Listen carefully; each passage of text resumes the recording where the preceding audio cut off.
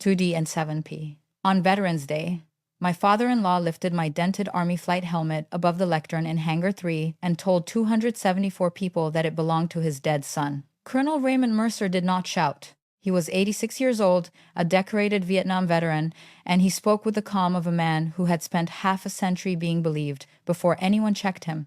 The mayor was there. The president of the State Veterans Council was there. The board of the Veterans Aviation Foundation my husband and I had built was seated beneath a row of American flags. 2 local television cameras were pointed toward the stage. My place card had been moved from the founder's table to a folding table beside the catering doors. Then Raymond rested the helmet against his chest and said, "My daughter-in-law did serve, but she did not fly the rescue mission she has used to make herself a hero. The Distinguished Flying Cross displayed in this building was earned by my son. What she has done has a name: stolen valor." Forks stopped moving. No one laughed. Mature people rarely laugh when cruelty wears a suit and calls itself duty. They lower their eyes, they study their coffee, they wait for someone with more authority to object. No one did. What Raymond did not know was that beneath my chair sat a black leather portfolio containing certified permanent orders for that Distinguished Flying Cross, my individual flight record, and the original museum accession form for the helmet in his hands. He also did not know that the flight medic from that night was seated 3 rows behind the county fire chief. And he did not know that the uncut recording of my husband's final oral history interview was already loaded in the projection booth. Raymond had my helmet. He had the microphone, he had the family name, I had the record, the witness, and the voice of the son he was using to erase me. Before the board voted to remove me as co-founder, the room would learn who had flown Dustoff 27 into a wall of brown sand. Before the board authorized the lease of the veterans training field, my dead husband would tell his father exactly whose medal was in the display case. I remained seated while Raymond continued. I was not quiet because I was afraid of him. I was quiet because a lie told in public should be answered in a way that cannot be privately revised. To understand why my father-in-law believed he could turn my service into his son's property, you have to understand how many years I had helped him do it by choosing peace over correction. My name is Evelyn Harper Mercer. Most people call me Evie. I was 64 that November, and for nearly 3 decades I had been an Army aviator, first on active duty and later in the reserve. I entered the Army in 1984 as a newly commissioned second lieutenant with a degree in biology, a private pilot's license, and more confidence than judgment. I completed flight training, qualified in rotary wing aircraft, and eventually became an aeromedical evacuation officer. By the time I retired, I was a lieutenant colonel. That title sounds impressive when someone reads it at a banquet. Most of the years behind it were less dramatic. They were early briefs under fluorescent lights, weather calls at hours when sensible people were asleep, maintenance delays, training accidents prevented by saying no when everyone else wanted to say yes, letters written to families after no amount of skill could bring someone home. The Army taught me that courage was rarely a feeling. Most days it was a procedure followed, while fear tried to make you careless. I met Thomas Mercer in an air ambulance company before the Gulf War. He was a staff sergeant and one of the best Black Hawk crew chiefs I ever knew. He could hear a change in rotor vibration before an instrument showed it. He kept a small flashlight between his teeth while working and carried 3 pencils even though he claimed to hate paperwork.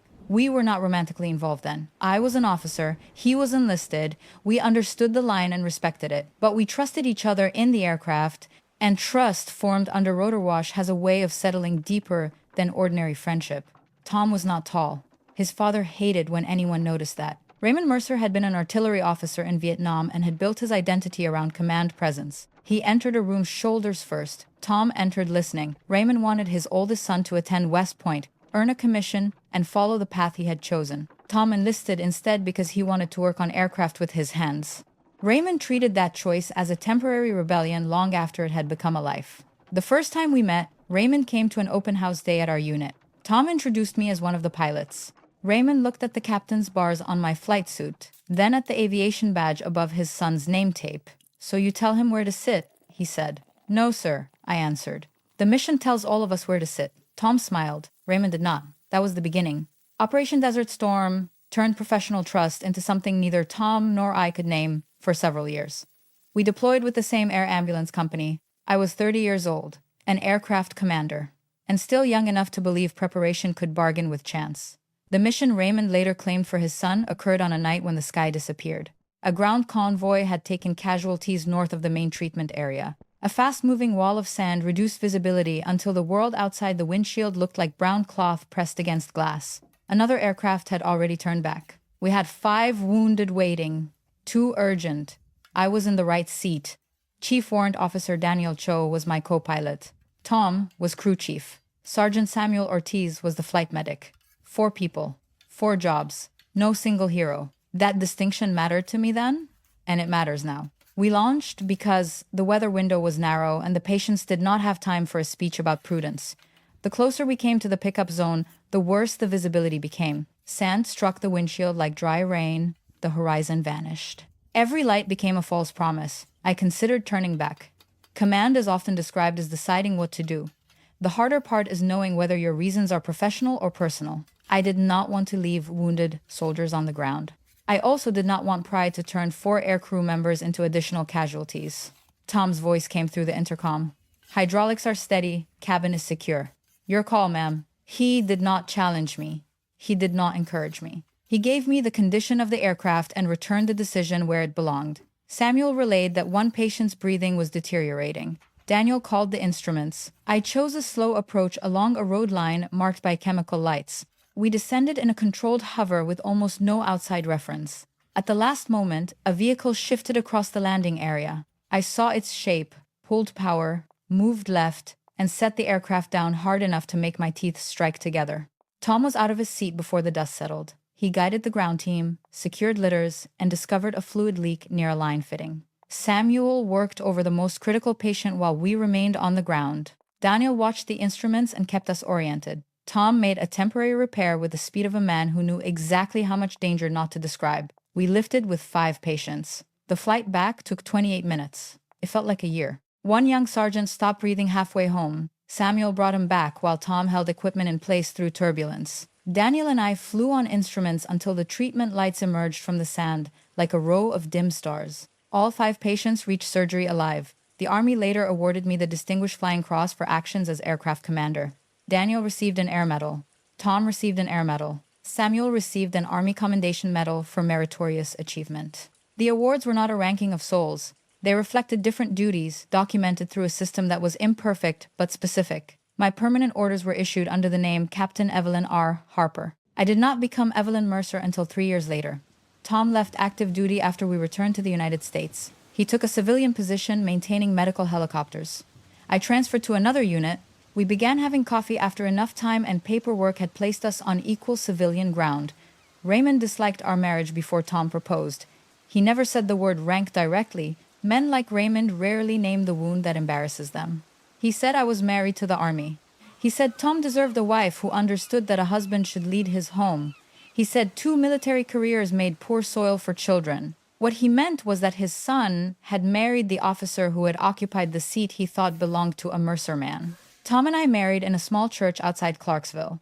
Raymond attended in full-dress uniform even though no one had asked him to. In the receiving line, he kissed my cheek and whispered, "Do not make him spend his life walking behind you." I looked at him and said, "Tom does not walk behind anyone." For a few years, I believed that answer had settled the matter. It had only taught Raymond to be quieter. Our daughter, Grace, was born when I was 35. Tom became the parent who could leave work more easily. He handled dental appointments, parent-teacher conferences, and the science fair volcano that erupted across our kitchen ceiling. I handled them when I was home and carried the guilt when I was not. I missed birthdays. I made others. I called from training sites. I recorded bedtime stories on cassette tapes. I learned that service could be honorable and still cost the people you loved. Tom never used that cost as a weapon. Raymond did. At family dinners, he would ask Grace, "Did your father cook again because your mother was off playing soldier?" When I returned from a deployment to the Balkans, he told a room full of relatives that Tom had raised that child alone. The statement contained enough truth to make the lie difficult to challenge. Tom had carried more of the daily load during those months. He had also chosen that life with me, and I had carried burdens. Raymond never counted because they did not happen at his table. I corrected him twice. The third time, Tom squeezed my knee beneath the table and said, "Let it go. He is old, and he is proud." Raymond was 62. I let it go anyway. That became the pattern of our marriage. Raymond made the cut. Tom softened the meaning. I absorbed the pain because I loved my husband and did not want his father's approval to become another battlefield. Silence can preserve a dinner. It can also rewrite a life. As the years passed, the rescue mission became a family story. And family stories are where facts go to be polished into whatever shape gives the teller the most comfort.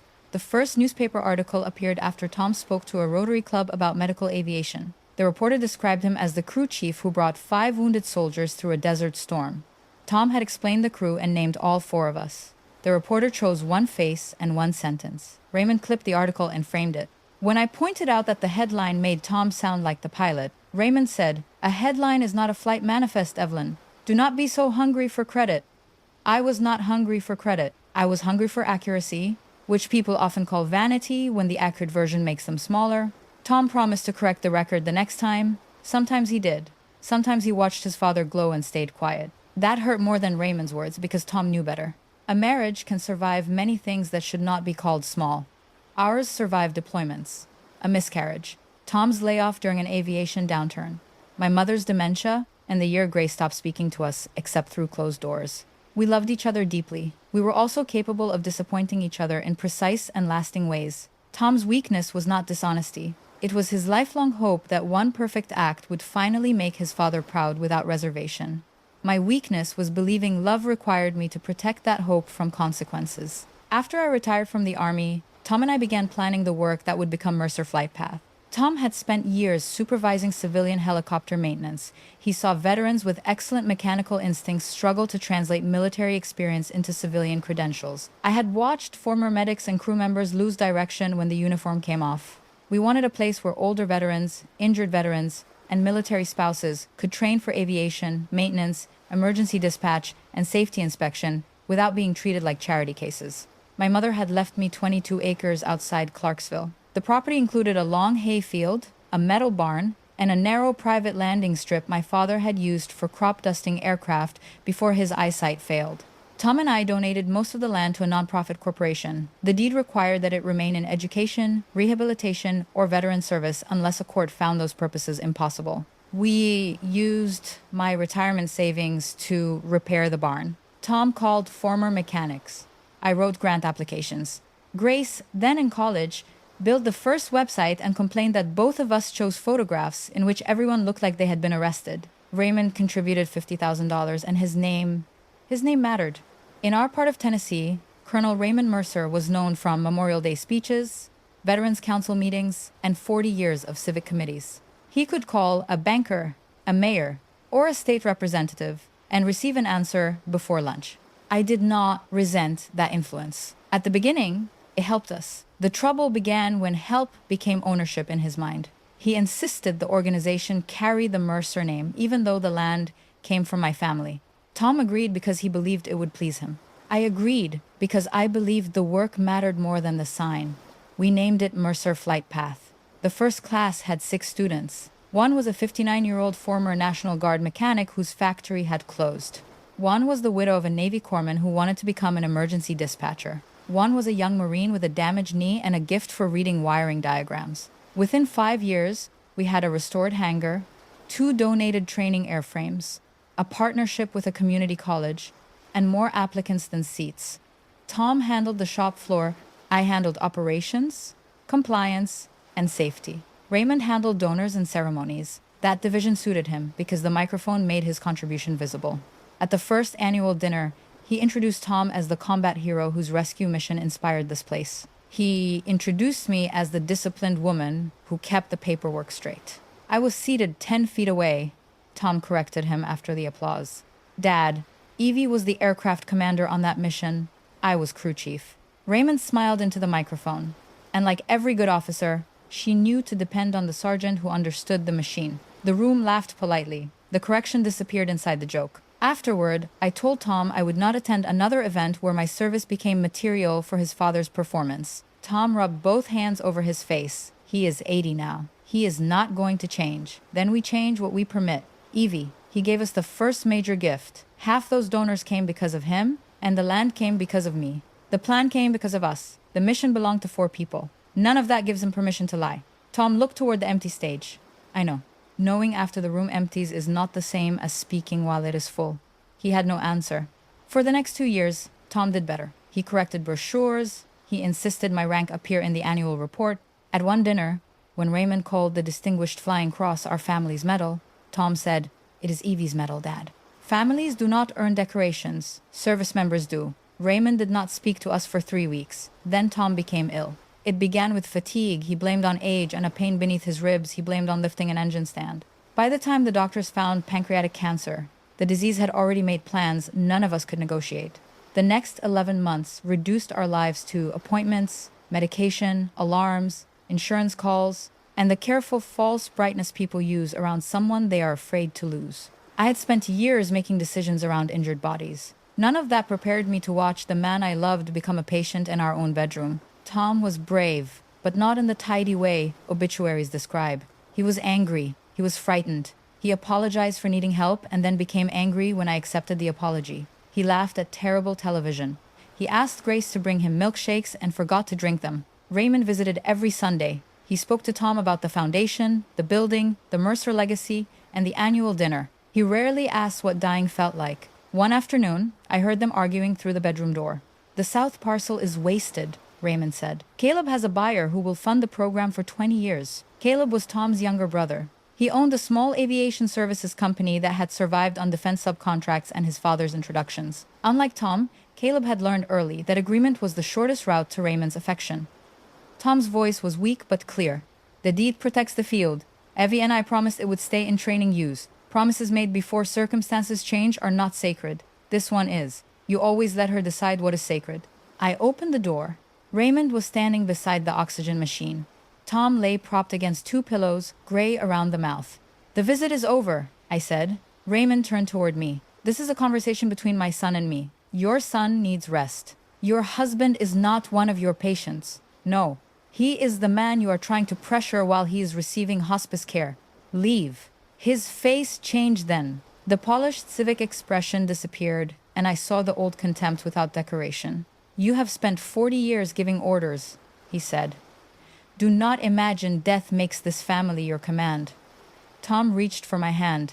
"Dad," he said, "go home." Raymond stared at our joined hands before he left. That evening, Tom asked me to bring him the small video camera Grace used for foundation interviews. "I need to record the history while I can still keep the dates straight," he said. We called Ana Ruiz, the foundation's museum curator, and arranged an oral history session. Ana set up 2 lights in our living room. Tom wore a blue work shirt and the old watch Raymond had given him when he enlisted. The interview lasted almost 3 hours over 2 days. Tom talked about maintenance, deployment, the rescue mission, our marriage, the training program, and the land. He named Daniel Cho, Samuel Ortiz, and me. He described what each person had done. He admitted that he had sometimes accepted praise that belonged to the crew because his father's pride felt like something he had waited his whole life to earn. At one point, Ana asked, "What is the most important fact you want future students to understand?" Tom looked directly into the camera. "That nobody gets home alone," he said. Then he asked Ana to stop recording. After she did, he looked at me. "There is one more thing I need to say, but not with you in the room." I was offended for half a second. Then I saw his face. I kissed his forehead and went to the kitchen. Ana recorded another 16 minutes. I never asked what he said. Tom told me he wanted the full interview deposited with the County Veterans Archive and a shorter version used by the foundation. Ana agreed. She made 2 encrypted drives, one for the archive and one for our home safe. Tom died 7 weeks later at 66. Raymond stood beside the casket in full uniform and accepted condolences as though grief had appointed him commanding officer. At the funeral, he delivered the eulogy. He spoke about Tom's hands, Tom's loyalty, Tom's rescue mission, and Tom's dream for Mercer flight path. He called me the wife who supported him through a lifetime of service. Tom had served 9 years in uniform. I had served 28. Grace turned toward me in the pew. I could feel the question in her eyes. I shook my head once. "Not here. Not today." That was the last time I mistook the timing of truth for permission to bury it. Grief did not arrive as one clean wound. It came as 1,000 practical decisions made without the person who had always shared them. Which shirts to donate? Whether to keep the hospital bed another week? Who should receive Tom's tools? How long milk remained in the refrigerator before its expiration date felt like an accusation. Raymond was useful during those first days. He answered calls, dealt with the funeral home, and told people when to bring food. His efficiency almost made me forget what had happened beside the oxygen machine. Almost 3 weeks after the funeral, Mercer Flight Path's website changed. The founders page had once shown Tom and me standing in the unfinished hangar with dust on our clothes. The new page displayed a formal portrait of Tom beneath the words, visionary founder and combat rescue hero. My photograph had been moved to a staff history page. The caption identified me as Tom's widow, an Army veteran who assisted with administration and donor compliance. Assisted. I called Anna first. She sounded surprised. I did not approve that language, she said. Caleb hired an outside communications firm. Colonel Mercer said the family wanted a unified story during the memorial year. I called Raymond. Put the founder's page back, I said. Good morning to you too. The page is false. Tom and I founded the organization together. The land came from my family. I wrote the first charter and secured the college partnership. No one is denying you helped. The page is denying it in complete sentences. He sighed. Donors need a clear emotional center. Tom is gone. His story moves people. Then tell his story accurately. You have never understood fundraising. People do not write checks for committees. They write checks for sacrifice. Whose sacrifice? There was a pause. This is exactly why we need some distance, he said. You are grieving, and grief makes ordinary editorial choices feel personal. The sentence was smooth enough to have been practiced. I asked who had given him authority to change the history page. The executive committee, he said. I was co-founder and vice chair. No executive committee meeting had been called. The first board packet after Tom's death arrived without my name on the distribution list. When I asked why, Caleb said his assistant had used an outdated contact sheet. At the meeting, my usual seat beside the chair was occupied by a banker Raymond had recently recruited. A place had been set for me near the end, next to the storage room door. Small cuts. Raymond opened with a tribute to Tom, then introduced Caleb's proposal for the south parcel. A development group called Vantage Air wanted a 99-year lease on 12 acres beside the training strip. The company planned private hangars, a members-only lounge, and a fuel operation for corporate aircraft. In exchange, it would pay the foundation a large upfront fee and fund a new memorial gallery. Caleb's company would receive the site preparation and maintenance contracts. The presentation used words like sustainability, partnership, and legacy. It did not mention that private traffic would restrict the training schedule, eliminate the outdoor engine lab, and place fuel storage beside the rehabilitation garden. It also did not mention the deed restriction. I waited until Caleb finished. The land cannot be used for a private air club, I said. Raymond folded his hands. Council believes the restriction can be modified if the original purpose has become financially impractical. The program is operating at capacity. Capacity is not solvency. We ended last year with a reserve. Caleb clicked to another slide. A restricted reserve. Our unrestricted cash is weak, and the hangar roof will need replacement within 3 years. Vantage solves both problems. Vantage also pays your company $480,000 in the first phase. His face tightened. That contract would be competitively reviewed. Was it competitively reviewed before you included the number in their private term sheet? No one spoke. Raymond leaned back. This is not a courtroom, Evelyn. Then stop presenting incomplete evidence. The banker beside him cleared his throat and studied the packet. Raymond ended the discussion without a vote. Afterward, he stopped me in the hallway beneath a photograph of Tom teaching a student to safety wire a bolt. You embarrassed your brother-in-law, he said. He concealed a conflict. He is trying to save what Tom built. By selling the part that makes the program possible, Raymond stepped closer. You are not the only person who loved my son. I never said I was. You behave as if grief made you the sole owner of his wishes. Tom wrote the deed restriction with me. His wishes are on file. Tom also trusted his family. I am his family. Raymond looked at me the way he had looked at my captain's bars 40 years earlier. You married into this family, he said. There it was. Not grief, not policy. Rank. In Raymond's mind, I had remained a guest for 30 years. A useful guest. A disciplined guest. A woman whose land, savings, labor, and marriage could support the Mercer story without ever giving her ownership of it. I told him the south parcel would not be leased while I remained on the board. Then perhaps the board must consider whether you should remain, he said. 2 days later, Caleb asked me to loan Tom's desert-era artifacts for the memorial gallery. The request listed his tool roll, aviation badge, flight gloves, photographs, and the olive flight helmet stored in our home safe. The helmet is mine, I said. Caleb glanced at the inventory. Dad always said Tom wore it on the rescue mission. Your father says many things. The helmet is labeled Evelyn Harper beneath the crown liner. Tom's helmet went to the Army Aviation Museum years ago after the shell cracked. Caleb smiled as though humoring a confused aunt. It would mean a lot to Dad to include it. It may be displayed if the accession card identifies it correctly and Anna controls the exhibit text. He agreed. That was a mistake. I delivered the helmet, my medal set, a copy of the award citation, and several photographs to Anna. We signed accession forms for a 90-day loan. The forms identified me as the owner. Anna photographed every item and assigned catalog numbers. A week later, she called me from the parking lot. Colonel Mercer removed the citation from the case, she said. He said the maiden name created confusion. The maiden name proves when I earned it. I told him that. He said the family had reviewed the history and found inconsistencies. What inconsistencies? Anna hesitated. He asked whether you had ever shown me an original flight record. I felt the old instinct rise. Explain calmly. Protect Tom's father. Prevent a scene. Then I remembered the website, the seat, and the south parcel. Do not release any of my property to Raymond or Caleb, I said. Secure the accession file. Send me copies of all exhibit drafts and change requests. Evie, I think they are preparing something for the Veterans Day dinner. They were. The first public blow came through the county grant office. Mercer Flightpath had been approved for a $600,000 workforce grant to expand the maintenance classroom. The county administrator called to say disbursement was being paused, pending review of a complaint about material misrepresentation in the Foundation's veteran service narrative.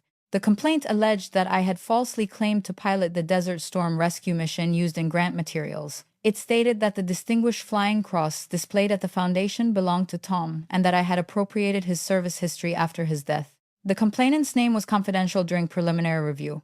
It did not need to be. Only 3 people had seen the vanished timeline. If the grant remained frozen for 90 days, Raymond could argue that the program was financially unstable and the private lease was necessary. The accusation was not just an insult, it was a tool. I called Raymond from the grant office parking lot. Withdraw the complaint, I said. I do not control the county. You control the man who wrote it. His voice remained calm. If your records are as clear as you claim, review should not frighten you. You know, I flew that mission. Tom told you. Tom told several versions over the years. No, you told several versions. The silence on the line became colder. Be careful, Evelyn. Public accusations can damage everyone involved. That warning arrived late. He ended the call. The next morning, a local newspaper published a short article under the headline "Questions Surround Founding Veterans Combat Claim." The article used a photograph of me from Tom's funeral. It quoted Raymond, saying the family was painfully correcting the record out of respect for a deceased soldier. It quoted Caleb, saying the board would review whether I had violated its ethics policy. It did not quote me because no reporter had called. By noon, 3 donors had suspended gifts. A community college administrator asked whether the next class should be delayed. 2 former students sent messages offering support. 5 people I had known for years sent links without comment. Grace arrived at my house after work with the article open on her phone. She looked like Tom when she was trying not to show fear. "Mom, tell me exactly what is happening," she said. "Your grandfather wants the south parcel leased to Vantage." I opposed it. "He is using the rescue story to remove me." Did Dad earn a Distinguished Flying Cross? The question struck harder than Raymond's headline. No, your father earned an air medal for that mission. I earned the Distinguished Flying Cross. Then why does Grandpa believe it was Dad's? He does not believe it. He prefers it. Grace sat at the kitchen table. Dad never talked about the medals clearly. Your father spent his life trying not to choose between his wife and his father. That made the facts sound negotiable when they were not. She rubbed her thumb over the edge of her phone. Grandpa says you started telling the pilot version after Dad got sick. I opened the drawer beside the refrigerator and removed a photograph taken in the desert. 4 crew members stood in front of a Black Hawk. My name tape read Harper. Captain's bars were visible on my collar. Tom stood beside me in his flight suit. On the back, in Tom's handwriting, were the words, "Dusstoff, 2-7 crew, after the longest night of our lives." I placed it in front of Grace. "Your grandfather knows exactly who sat in which seat," I said. She studied the photograph for a long time. "Why did you let him tell it differently?" That question had no answer that made me look noble. "Because your father wanted his approval," I said. "Because I thought correcting him would make family gatherings worse. Because I was proud enough to believe the official record would protect itself." Did Dad let him lie? I looked toward Tom's empty chair. Sometimes. Grace began to cry without sound. The truth had reached her, but it had not arrived as rescue. It had arrived as another loss.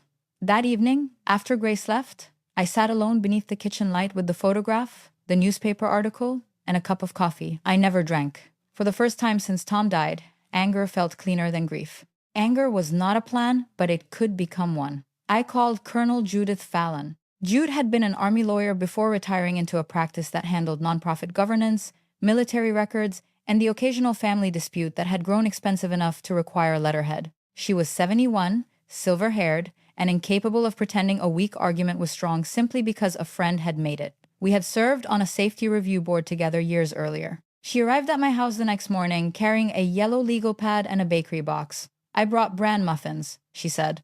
"They taste like roofing material, but people trust lawyers who bring food." I showed her the article, the grant notice, the deed, the board bylaws, and the photograph. She read without interrupting. Then she asked, "Did Raymond know your role on the mission?" "Yes." "Can you prove he knew?" Tom told him in front of people, more than once. Names, dates, records. I named 2 dinners, a Rotary event, and Anna's oral history interview. Jude wrote them down. "Where is the full interview?" "The county archive has one drive. Another was in our home safe." "The home copy is missing." Her pen stopped. Who had access? Tom, me, Grace, and Raymond. Caleb knew the combination because he helped Tom install the safe. "When did you last see the drive?" "Before the funeral. Do not accuse anyone of taking it until we know." "Raymond already accused me of stealing Valor. That gives you a reason to be more exact, not less." She closed the bylaws. "Your father-in-law is not trying to win an argument. He is building a record that makes the land transaction look like responsible governance. We will build the real record before he finishes the false one. I have served with generals who were less confident than he is. Confidence is not his advantage. Your silence is. Stop lending it to him." That sentence moved something in me. By noon, we had a list. I requested a certified copy of my official military personnel file, the permanent orders for the Distinguished Flying Cross, and archived flight records associated with the deployment. I already had copies, but Jude wanted documents whose chain of custody did not depend on a widow opening a box in her own house. We asked the county archive to preserve Tom's complete oral history deposit and provide a verified duplicate. We sent the foundation a formal demand to protect the helmet, medal set, accession forms, exhibit drafts, emails, grant files, and all documents concerning Vantage Air. We notified the board that I disputed the complaint and requested an independent review. Jude also instructed me to write a chronology without adjectives. "Facts first," she said. "Your feelings are true, but Raymond will call them grief. Dates are harder to insult." The work steadied me. For 3 days, I moved through old files with the concentration I once used before a difficult flight. I found orders, evaluation reports, photographs, maintenance logs Tom had saved, and a yellowed program from the first foundation dinner listing both of us as co-founders. I found the letter Raymond had written to Tom after Desert Storm. Sun, the newspaper called Evelyn the aircraft commander. I assume that is the usual public relations language. "I know who kept that bird flying when the officers lost the horizon. Your mother and I are proud of what you did." The letter did not prove he understood the formal crew roles. It proved the resentment had begun before our marriage. Anna delivered the accession records through Jude's office. The original form identified the helmet as SPH series flight helmet worn by Captain Evelyn R. Harper during Southwest Asia deployment. Evelyn Harper Mercer. The attached photographs showed my maiden name beneath the liner and a strip of faded tape marked Dust Off 27 AC.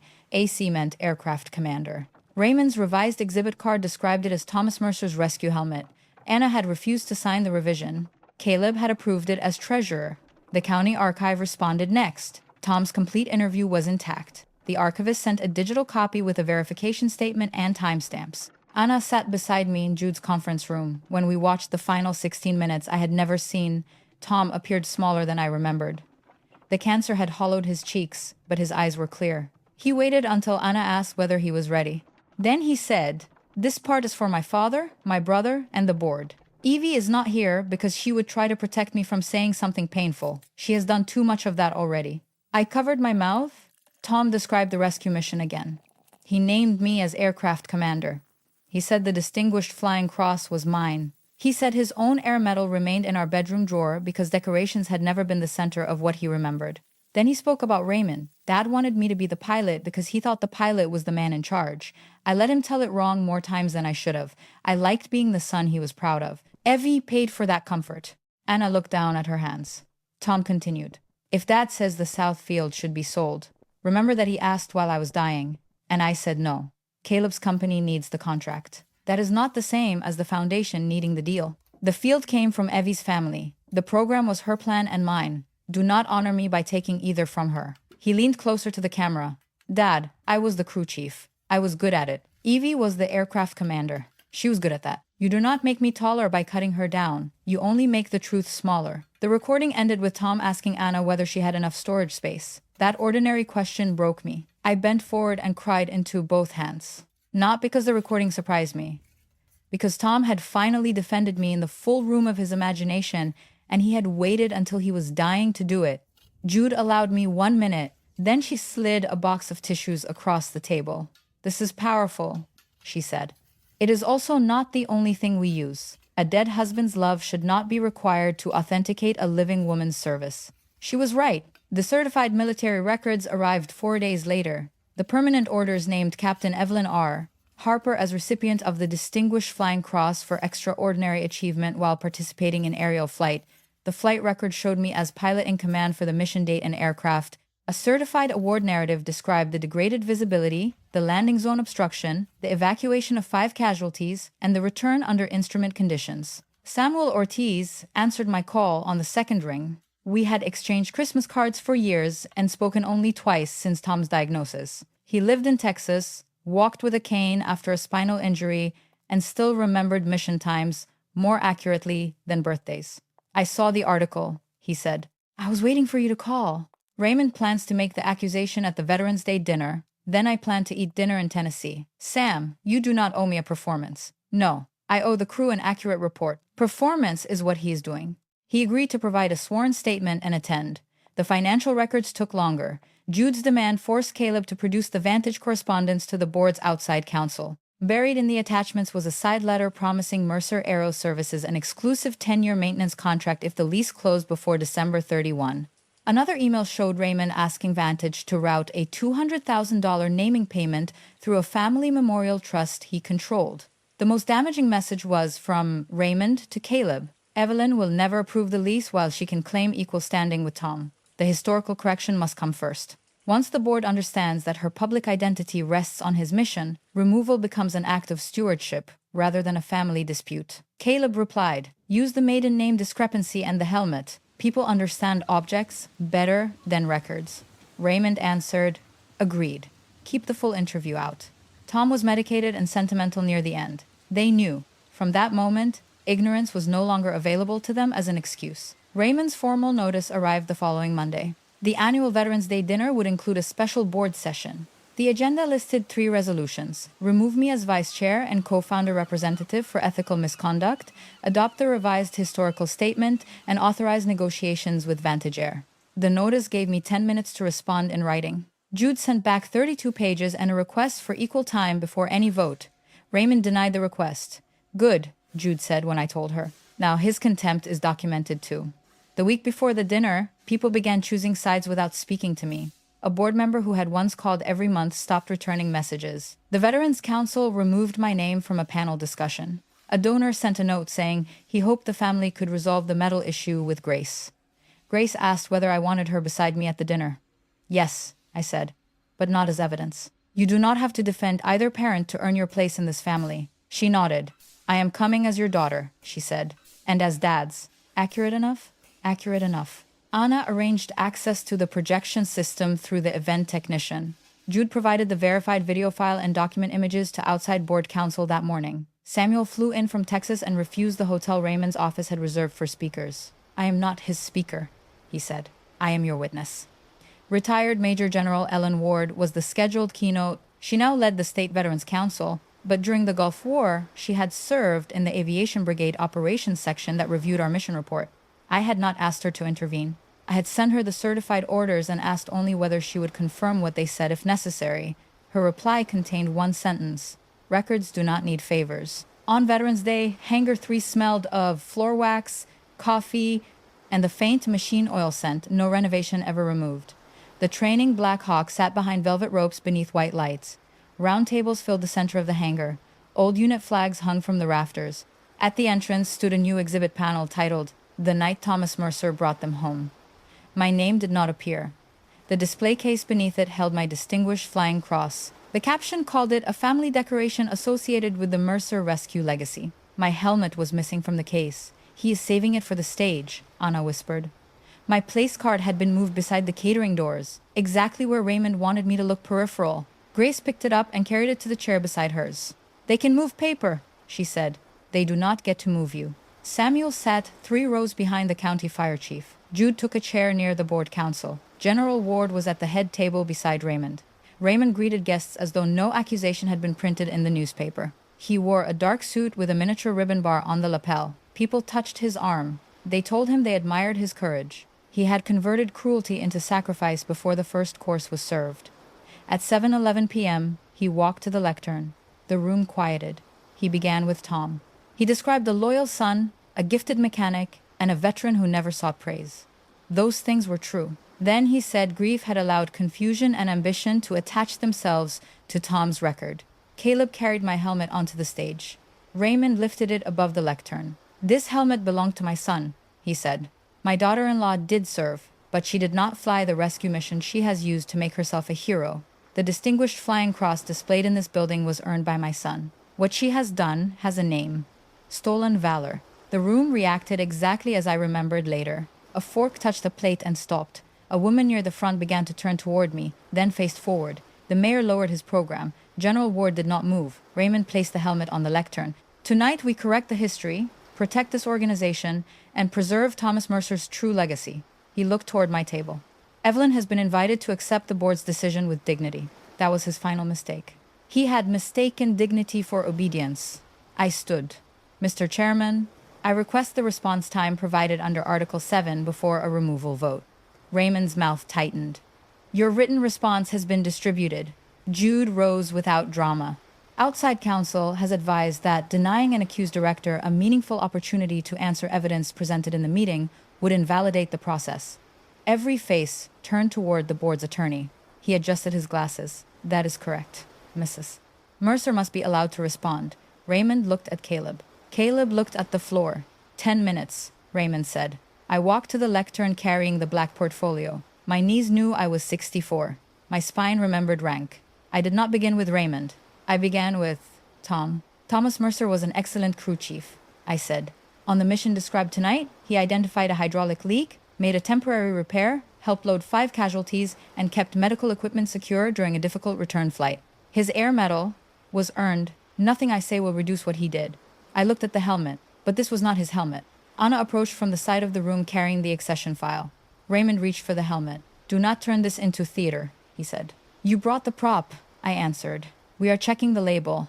Anna removed the crown liner with gloved hands. Beneath it, faded but legible, were the words CPT Evelyn R. Harper. Beside the name was the old unit property number and the strip of tape marked Dust Off 27 AC. The nearest camera moved closer. Anna held up the original accession form. "The Foundation accepted this item on a 90-day loan from Evelyn Harper Mercer," she said. "The condition photographs and catalog record identify it as her helmet. The exhibit description was changed over my written objection." Raymond's face did not collapse. "Men like him do not surrender at the first fact. They move the line. A labeled helmet proves ownership of an object," he said. "It does not prove the mission claim." "Correct," I said. I opened the portfolio. The first document was my certified permanent order for the Distinguished Flying Cross. The second was my flight record. The third was the award narrative. I handed copies to outside counsel and General Ward. Raymond looked at the name. "Evelyn Harper," he said. "Not Evelyn Mercer." A murmur moved through the room. I had expected it. "Harper was my legal name when I flew the mission," I said. "I married your son 3 years later. My official personnel file records the name change. So does our marriage certificate." Grace stood at our table and held up the original wedding program. She did not speak. She did not need to. General Ward read the permanent orders, then the flight record. "These are certified Army records," she said. "They identify Captain Evelyn R. Harper as aircraft commander and pilot in command for the mission date. The Distinguished Flying Cross was awarded to her. Thomas Mercer is listed in the crew documentation as crew chief." Raymond turned toward her. "General, with respect, records can repeat an officer's version. My son was the man who made that rescue possible." General Ward looked at him for a long moment. "Colonel, a crew chief can make a mission possible without becoming the pilot. Accuracy honors both roles." The room became still again. I looked toward Samuel. He rose slowly, one hand on his cane. "My name is Samuel Ortiz," he said. "I was the flight medic on Dust Off 27. Raymond stared at him. Samuel did not come to the stage. He spoke from the aisle. Captain Harper was in the right seat. Chief Warrant Officer Cho was in the left.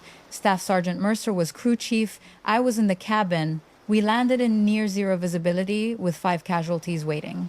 Tom repaired a leak and secured the patients. Captain Harper made the approach, avoided a vehicle in the landing zone, and flew us out on instruments.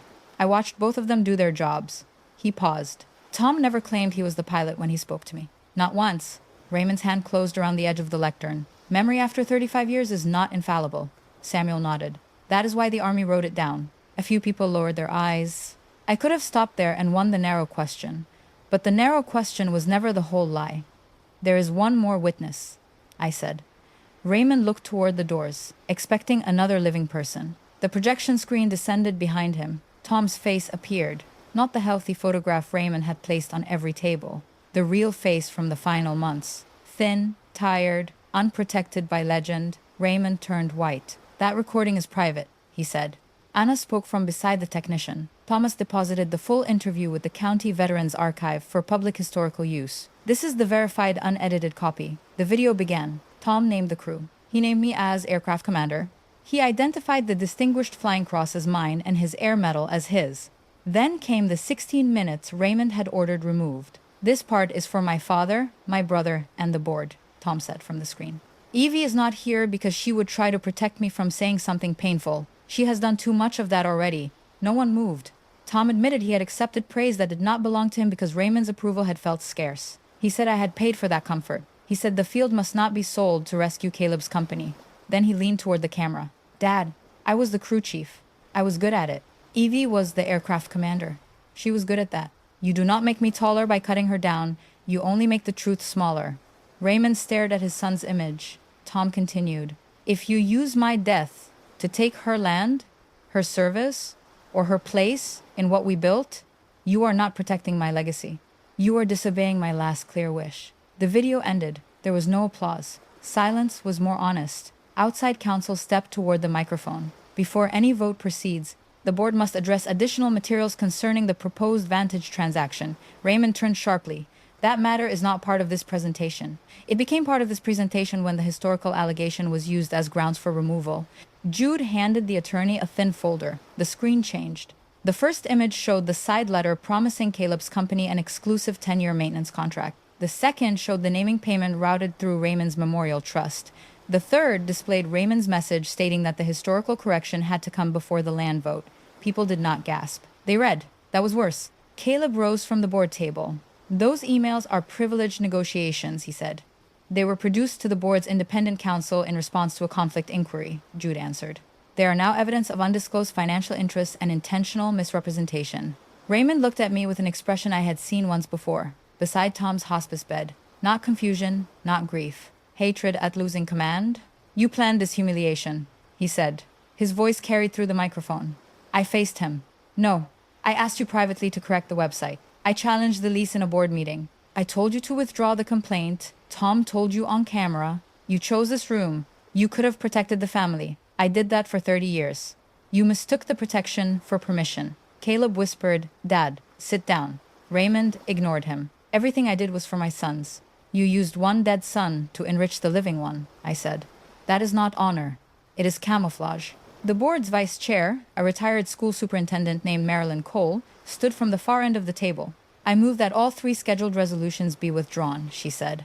I further move that Colonel Mercer and Mr. Caleb Mercer be suspended from Foundation authority pending an independent investigation, and that Mrs. Evelyn Mercer resume interim operational control with outside oversight. The motion received a second. Raymond remained beside the lectern while the vote was taken. 9 in favor, 1 opposed. Caleb abstained. Raymond was not permitted to vote on his own suspension. The county administrator announced that the grant review would remain open only long enough to authenticate the records already presented. General Ward asked that the council's removal of my name from the panel be reversed. The mayor said nothing until the cameras turned toward him, which told me exactly how much his courage was worth. I did not feel triumphant. I felt tired. Truth had won the room, but winning did not return the years in which Tom and I had failed to speak it together. Anna placed the helmet in my hands. The shell was lighter than I remembered. Time had dried the padding and faded the tape. Raymond had held it as an accusation. I held it as equipment that had once protected my head while 4 people did their jobs. Grace met me at the edge of the stage. Samuel stood nearby. General Ward nodded once. Jude was already speaking with outside counsel about preserving the record. Raymond remained beneath Tom's blank screen. As I passed him, he said quietly, He would not have wanted this. I stopped. He told you what he wanted, I said. You edited it out. Then I walked away. The November air outside the hangar was cold enough to sting my lungs. Grace and I stood beside my car without speaking. Finally, she said, Dad knew you needed him to say it while he was alive. Yes. And he waited. Yes. She wiped her face with both hands. I am angry at him. You are allowed. Loving the dead does not require making them flawless. Are you angry? I looked back at the hangar doors. I am angry that he left me a recording instead of a habit. I am grateful he told the truth. Both things can live in the same house. Grace took the helmet and carried it to the car. That was the beginning of our repair. The consequences unfolded over the next 7 months. The county authenticated my records and released the workforce grant. The newspaper printed a front-page correction stating that I had served as aircraft commander and had been awarded the Distinguished Flying Cross. It also reported the financial conflict behind the accusation. The Vantage lease was abandoned. An independent audit found that Caleb had used foundation staff and donor data to advance his company's contract. He resigned from the board, repaid legal and consulting expenses, and lost the Vantage work. Raymond was removed as chair. The Memorial Trust returned the naming payment. No criminal charge was filed because the money had not yet been spent and the board chose civil recovery, but the Veterans Council asked him to step down from 2 committees. For a man who had built his life around public standing, the loss was severe. I did not celebrate it. Mercer Flight Path adopted new conflict rules, independent document control, and term limits. Anna became director of the historical program. The founders page was restored with a full account of both Tom's and my roles. The rescue exhibit was taken down until it could be rewritten. I served as interim chair for 6 months, then declined the permanent position. Power had been the problem. I did not intend to solve it by keeping more than the work required. Raymond's first letter arrived 12 days after the dinner. He wrote that grief had caused errors in judgment and that the public confrontation had damaged the family beyond what he had intended. I returned the letter with a note. Grief did not type the email. Name what you did. His second letter blamed Caleb's financial pressure and the communications firm. I did not answer. His third letter arrived 5 months later. It was handwritten. I knew you were the aircraft commander. I knew the medal was yours. I knew the helmet belonged to you. I used Tom's death and your maiden name to make other people doubt what I did not doubt.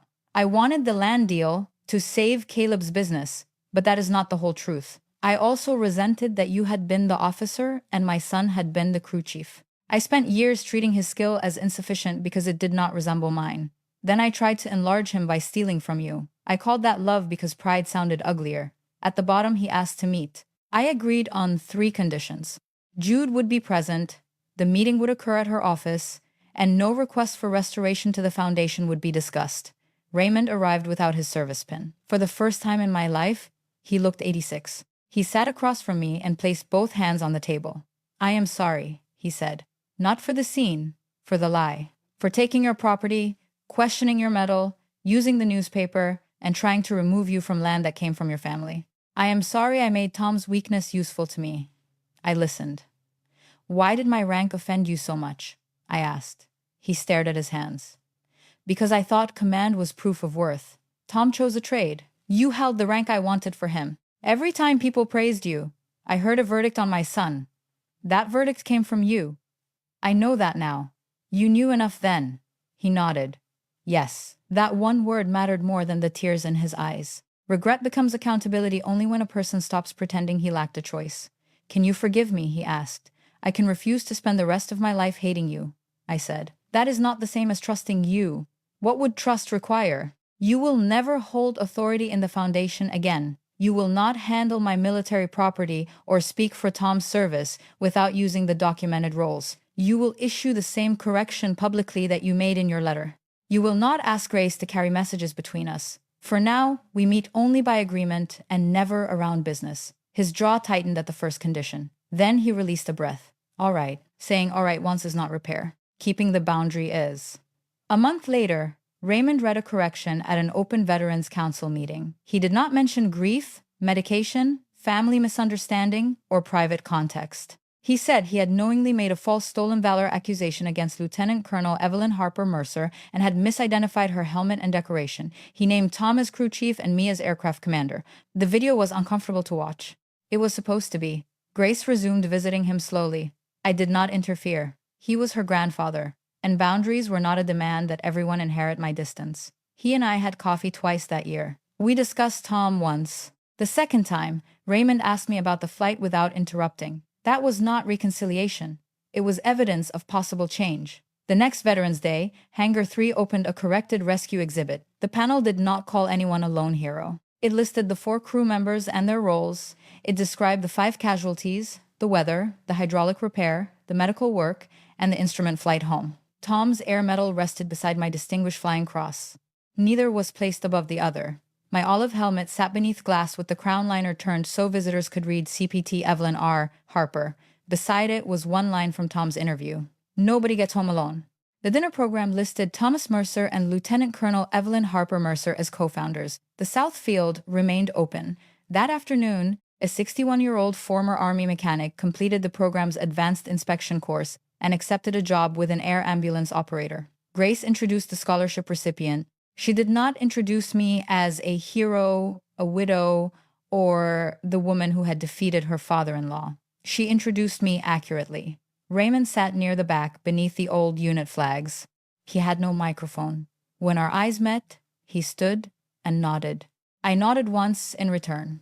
After the room emptied, I walked to the display with my hand resting on the glass above the helmet. For years, I had believed the record was enough. Then I had believed silence was kindness. Both beliefs contained part of the truth and enough error to cause damage. Records need people willing to bring them into the room. Kindness that protects a lie is not kindness to the person being erased. The helmet had not changed. The name beneath the liner had been there all along. My orders had carried the same name. Tom had known his role. Raymond had known mine. What changed was that I stopped allowing family peace to require my disappearance. The hangar lights dimmed, one row at a time. Beyond the doors, the training field remained dark, level, and protected for the next class. I left the helmet beneath the glass, no longer an accusation and no longer a weapon. It was simply a witness.